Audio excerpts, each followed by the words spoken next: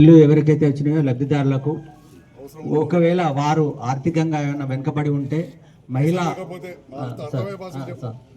మీ దగ్గర డబ్బులు లేకపోతే మన మహిళా సంఘాలు ఉంటాయి, ఏఎల్ఎఫ్ అని, మా ఎస్హెచ్జి చిన్న సంఘాలు ఉంటాయి, పెద్ద సంఘాలు ఉంటాయి. చిన్న సంఘంలో మీరు లోన్ తీసుకోవచ్చు. దానికి మన ఆర్పీలను మీరు సంప్రదించండి. దాని తర్వాత మా సిఓ ఉంటారు, మా టీఎంసీ ఉంటారు. వాళ్ళు మీ యొక్క బ్యాంకును డాక్యుమెంటేషన్ చేసి బ్యాంకులో మీకు ఇచ్చి మీకు సంబంధించినటువంటి ₹1,00,000 ఏదైతే ఉన్నదో ఇనిషియల్ అమౌంట్, మొదటగా మనం ఇల్లు కట్టుకోవడానికి కొంత అవసరం ఉంటుంది కాబట్టి ఆ లోన్కు సంబంధించి మీరు మా దగ్గరికి సంప్రదిస్తే మేము లోన్లు ఇవ్వడానికి సిద్ధంగా ఉన్నాం సార్.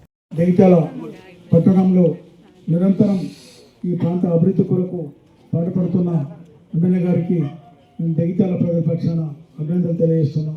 ఎందుకంటే వారు బీఆర్ఎస్ పార్టీకి వెళ్ళి గెలిచి మరి ప్రభుత్వం రాలేదు, మరి అభివృద్ధి జరగాలంటే మరి రేవంత్ రెడ్డి గారికి మద్దతు చేస్తేనే మనకు నిధులు వస్తాయని చెప్పి ఈరోజు ముఖ్యమంత్రి గారికి మద్దతు చేస్తూ ఈ 18 నెలల్లో ₹1,70,00,000 170 కోట్ల రూపాయల నిధులు తీసుకొచ్చిన ఘనత వారికి దక్కింది. అంతేకాకుండా ముఖ్యమంత్రి గారు వారికి ఎప్పుడు వెన్నంటి ఉండి ఏది అడుగుతూ ఉండాలి కాదనుకుంటా పనిచేస్తున్నారు. కాబట్టి మనం కూడా వారికి అండగా ఉండాలి. వారు రేపు ముఖ్యమంత్రి గారు ఎవరిని సూచించినా ఈ ప్రాంతంలో 2 నెలల్లో స్థానిక సంస్థల ఎన్నికలు రాబోతున్నాయి. కాబట్టి మనం సంజయ్ కుమార్ గారికి అండగా ఉంటూ రేవంత్ రెడ్డి గారు కూడా మద్దతు చేస్తూ వాళ్ళు చెప్పిన అభ్యర్థులను మనం గెలిపించినట్లయితే మళ్ళీ మనకు మున్సిపల్ మన ఆధీనంలో ఉంటే ఇలాంటి అభివృద్ధి పనులు జరుగుతుంది. కాబట్టి మనం వేరే పార్టీకి ఓటేసి ఓటు వృధా చేసుకుంటే మళ్ళీ ఇట్లా కౌన్సిల్ రాకపోతే కష్టమవుతుంది. కాబట్టి ప్రజలు ఆలోచించాలి. ఇక్కడ ప్రభుత్వం ఏ అధికారం ఉందో వాళ్ళని గెలిపించినట్టయితేనే అభివృద్ధి పనులు జరుగుతాయి. కాబట్టి ఆలోచించి రేపు 2 మాసాల్లో జరగబోయే ఈ మున్సిపల్ ఎన్నికల్లో తప్పకుండా సంజయ్ గారు సూచించిన కాంగ్రెస్ పార్టీ అభ్యర్థులందరినీ కూడా గెలిపిద్దాం. మున్సిపల్ మీద మళ్ళీ కాంగ్రెస్ అంటే ఎగరవేద్దాం. మీరు ఆలోచించండి, రేవంత్ రెడ్డి గారు భారతదేశంలో ఏ రాష్ట్రంలో చేయని పనులు ఇక్కడ చేస్తున్నాడు. ఎవరైనా మీకు వేరే బాంబేలో మీ బంధువులు అడుగుని ఇక్కడ ఉచితంగా బస్ సౌకర్యం జరుగుతుందని అడగండి. 400 యూనిట్ల కరెంటు ఫ్రీ ఉంది అడగండి. 500 ఫ్రీ ఉంది అడగండి. ఈ కార్యక్రమాలన్నీ మీరు వేరే రాష్ట్రాల్లో ఎక్కడ ఉన్నాయో తెలుసుకోండి. కాబట్టి ఆయన చేసే పనులను మనం చూసి ఆయనకు మనం మద్దతు చేస్తూ మనం ఇంకా సంజయ్ గారిని ఇంకా బలపరుస్తూ ఈ ప్రాంత అభివృద్ధి కొరకు మనం ముందుకెళ్ళాలని చెప్పి కోరుతున్నాం. మరి వార్డులోనే కాదు, జగిత్యాల పట్టణం అంటేనే సంజయనకు ఎంతో ఇష్టం కాబట్టి ప్రతిరోజు ఏదో ఒక అభివృద్ధి కార్యక్రమంలో తిరుగుతూనే ఉంటారు. ఈ రోజు కూడా ఇక్కడ దాదాపు 10 లక్షల వరకు మనం డెవలప్మెంట్ చేసుకుంటున్నాం. ఈరోజు చాలా 7 వార్డులు ఉన్నాయి. ఈరోజు మనం కొబ్బరికాయలు కొట్టేది దాదాపు ₹1,00,00,000 వరకు మనం ఈరోజు కార్యక్రమాలు మొదలు పెట్టుకుంటున్నాం. మరి ఇట్లాగే ప్రతిరోజు ఏదో ఒక అభివృద్ధి కార్యక్రమంలో తిరుగుతూనే ఉంటారు. మరి ఇక్కడ ఫండ్స్ కోసం మళ్ళీ హైదరాబాద్కి వెళ్తూనే ఉంటారు. దాదాపు చాలా సంవత్సరాల నుంచి మన ఇప్పుడు ఇది 2వ టర్మ్లో అన్న గెలవడం జరిగింది.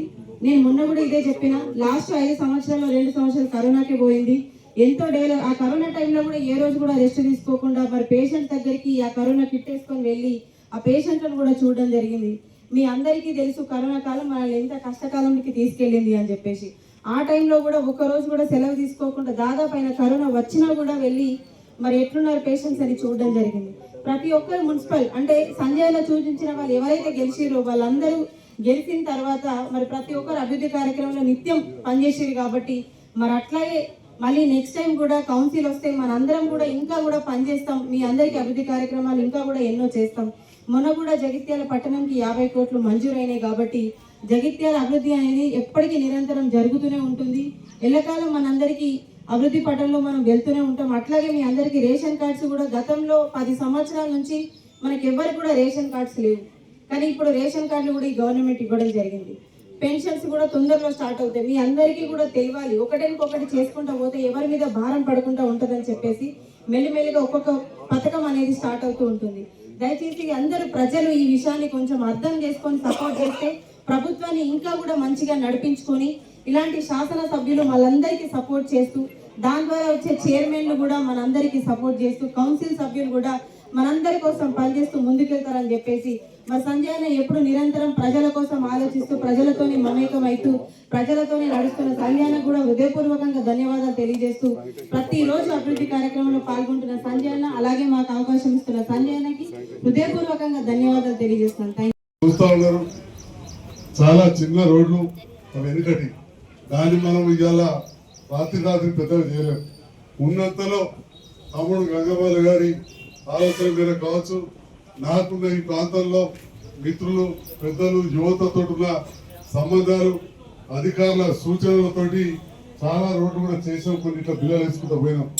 ఇంకా కూడా ఈ చిన్న సందులో ప్రతి కాడ కూడా రోడ్డుతో పాటు ప్రతి మోరి మీద కూడా బిల్లులు వేసే కార్యక్రమం చేయాలని చెప్పి సందర్భంగా నేను గౌరవ కమిషనర్ గారిని కోరుతా ఉన్నా.